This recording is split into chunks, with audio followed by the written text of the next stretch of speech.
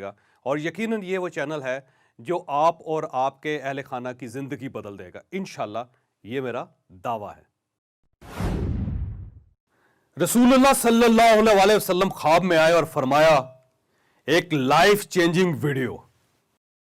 ایک بزرگ تھے ربی بن سلیمان، یہ حج کے لیے جا رہے تھے۔ اس زمانے میں لوگ قافلوں میں پیدل حج کے لیے جاتے تھے۔ ربی بن سلیمان کا قافلہ کوفہ پہنچا تو یہ لوگ ضروریات کا سامان خریدنے کے لیے بازار چلے گئے۔ ربی نے راستے میں دیکھا ایک ویران سی جگہ پر ایک خچر مرا ہوا ہے اور ایک عورت چاقو سے اس کا گوشت کاٹ رہی ہے۔ انہوں نے سوچا یہ خاتون شاید لوگوں کو مردار گوشت پکا کر کھلاتی ہو، لہذا وہ ٹو لگانے کے لیے چپ کے اس کے پیچھے چل پڑے۔ وہ عورت ایک بڑے سے مکان میں پہنچی، دروازہ کھلوایا اور اندر چلی گئی۔ گھر میں 4 لڑکیاں نظر آئیں، ان کے چہروں پر بدحالی اور مصیبت کے آثار تھے۔ عورت نے گوشت کا تھیلا لڑکیوں کے سامنے رکھ دیا۔ ربی بن سلیمان کا کہنا تھا میں درزوں سے جھانک رہا تھا، میں نے دیکھا اندر سے گھر برباد اور خالی ہے۔ عورت نے روتے ہوئے لڑکیوں سے کہا اس کو پکا لو اور اللہ کا شکر ادا کرو۔ وہ لڑکیاں گوشت کاٹ کر اس کو آگ پر بھوننے لگی۔ مجھے بہت تکلیف ہوئی، میں نے باہر سے آواز دی ہے اللہ کی بندی، اللہ کے واسطے یہ نہ کھاؤ، یہ حرام ہے۔ عورت کہنے لگی تم کون ہو؟ میں نے کہا میں ایک پردیسی ہوں۔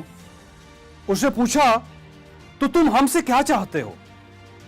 میں نے کہا مجوسیوں کے ایک فرقے کے علاوہ کسی مذہب میں مردار کا گوشت جائز نہیں ہوتا، لہٰذا یہ نہ کھاؤ۔ وہ کہنے لگی ہم سید ہیں، ان لڑکیوں کا باپ بڑا شریف آدمی تھا، اس کا انتقال ہو گیا، جو ترکہ اس نے چھوڑا تھا وہ ختم ہو گیا، سید کسی کے سامنے ہاتھ نہیں پھیلا سکتے، ہمیں معلوم ہے مردار کھانا جائز نہیں ہوتا، لیکن یہ زندگی بچانے کے لیے جائز ہو جاتا ہے اور ہمارا 4 دن سے فاقہ ہے۔ ربی کہتے ہیں ان کے حالات سن کر میں بے چین ہو گیا۔ میں قافلے میں واپس آیا اور اپنے ساتھیوں سے کہا کہ میں حج کے لیے نہیں جا رہا۔ سب نے سمجھایا لیکن میں نے کسی کی نہیں سنی۔ میں نے اپنا سامان اٹھایا، میرے پاس 600 درہم تھے، میں نے وہ بھی لیے۔ میں بازار گیا، میں نے 100 درہم کا آٹا اور کھانے پینے کا سامان خریدا اور باقی درہم آٹے میں چھپا کر اس خاتون کے گھر پہنچ گیا اور اپنا سارا سامان اور آٹا اس کے حوالے کر دیا۔ اس نے شکر ادا کیا اور کہنے لگی اللہ تیرے اگلے پچھلے گناہ معاف کر دے، تجھے حج کا ثواب عطا فرما دے، اپنی جنت میں جگہ دے اور ایسا بدلہ عطا فرمائے کہ جسے دیکھ کر سن کر لوگ تم پر رشک کریں۔ ربی کہتے ہیں حج کا قافلہ روانہ ہو گیا، میں کوفہ میں رک گیا۔ میرا خیال تھا کہ جب حاجی واپس آئیں گے تو میں ان سے اپنے لیے دعا کرواؤں گا۔ حاجیوں کا پہلا قافلہ واپس آیا تو میں ان سے ملا اور ان سے دعا کی درخواست کی۔ ان میں سے ایک نے کہا کیسی دعا؟ کیا حاجی بھی کسی دوسرے حاجی کو دعا دیتے ہیں؟ میں نے حیرت سے کہا بھائی میں تو وہ بد نصیب ہوں جو اللہ کے دروازے پر حاضری نہیں دے سکا، میں کہاں کا حاجی؟ وہ لوگ کہنے لگے بڑے افسوس کی بات ہے، شاید آپ جھوٹ بول رہے ہیں یا شاید آپ کا دماغ چل گیا ہے۔ بھائی میرے تم تو ہمارے ساتھ عرفات کے میدان میں بھی تھے اور تم ہمارے ساتھ طواف بھی کرتے رہے۔ ربی کا کہنا تھا میں اپنے دل میں سوچنے لگا یہ کیا تماشا، یہ کیا مذاق ہے۔ اتنے میں میرے شہر کے حاجیوں کا قافلہ بھی آ گیا، میں نے ان کو بھی حج کی مبارکباد پیش کی تو وہ بھی حیرت سے میری طرف دیکھ کر کہنے لگے تم ہم سے پہلے کوفے کیسے پہنچ گئے؟ میں نے جواب دیا میں تو تم لوگوں کو حج پر روانہ کرنے کے بعد یہی رک گیا تھا۔ وہ بولے تم ہمارے ساتھ مذاق کر رہے ہو، تم ہمارے ساتھ عرفات میں بھی تھے اور تم نے ہمارے ساتھ رمی بھی کی تھی۔ ربی کہنے لگے میری حیرت میں اضافہ ہو گیا۔ اس دوران ان میں سے ایک شخص آگے بڑھا اور کہنے لگا بھائی انکار کیوں کرتے ہو؟ تم ہمارے ساتھ مکہ میں بھی تھے اور مدینہ میں بھی، بلکہ جب ہم روزہ رسول کی زیارت کے بعد باب جبرائیل سے باہر آ رہے تھے तो उस वक्त तुमने ये थैली मेरे पास अमानतन रखवाई थी, ये लो अपनी थैली वापस ले लो। रबी बिन सुलेमान कहने लगे, मैंने उस थैली को इससे पहले कभी नहीं देखा था। मैंने थैली देखी तो उस पर लिखा था, हमारे साथ तजारत करने वाला कभी नुकसान में नहीं रहता। मैं थैली लेकर वापस घर आ गया, इशा की नमाज पढ़ी और कश्मकश में मेरी आंख लग गई। मुझे ख्वाब में नबी अकरम सल्लल्लाहु अलैहि वसल्लम की ज़ियारत हुई। रसूल ने तबस्सुम फरमाया और इरशाद फरमाया, ऐ नबी, आखिर हम तुम्हें कितने गवाह पेश करें कि तुमने हज किया है, तू मानता ही नहीं। बात यह है कि जब तुमने उस औरत पर जो मेरी औलाद थी सदका किया और अपना हज उस पर कुर्बान कर दिया, तो अल्लाह ने एक फरिश्ता तेरी सूरत का बनाकर उसको हुक्म दे दिया कि जाओ कयामत तक हर साल रबी की तरफ से हज करते रहो। यह अब करता रहेगा और मजीद दुनिया में तुम्हें यह इनाम दिया कि तुमने 600 दिरहम दिए थे, अल्लाह ताला ने तुम्हें 600 सोने की अशरफियां अता कर दी हैं। खोलो इस थैली को और देखो। रबी बिन सुलेमान कहने लगे, मैं जब सोकर उठा तो मैंने थैली खोलकर देखी, उसमें वाकई 600 सोने की अशरफियां थी। हम अल्हम्दुलिल्लाह मुसलमान हैं। हमारा ईमान है कि अल्लाह ताला के लिए हर चीज मुमकिन है।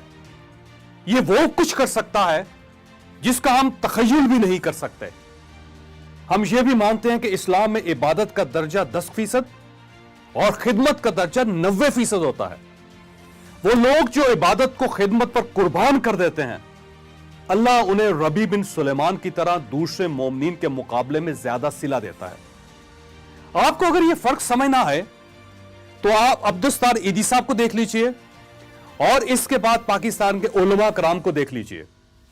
ईदी साहब ने सिर्फ खिदमत की थी और ये पूरी दुनिया में पाकिस्तान का हवाला बन गए, जबकि हमारे उलमा कराम इबादत करते हैं, इन्हें सिर्फ हम जानते हैं।